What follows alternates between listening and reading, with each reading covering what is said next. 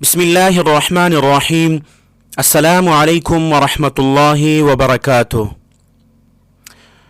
محترم سامعین، حضرت انس بن مالک رضی اللہ تعالیٰ عنہ فرماتے ہیں کہ نبی کریم صلی اللہ علیہ وسلم جب نماز سے فارغ ہوتے تو دایاں ہاتھ اپنے سر پر پھیرتے اور فرماتے: بسم اللہ الذی لا الہ الا هو الرحمن الرحیم، اللہم اذہب عنی الہم والحزن، کہ اللہ سبحانہ و تعالیٰ کے نام سے شروع کرتا ہوں جس کے سوا اور کوئی معبود نہیں، وہ بڑا مہربان اور بہت رحم کرنے والا ہے۔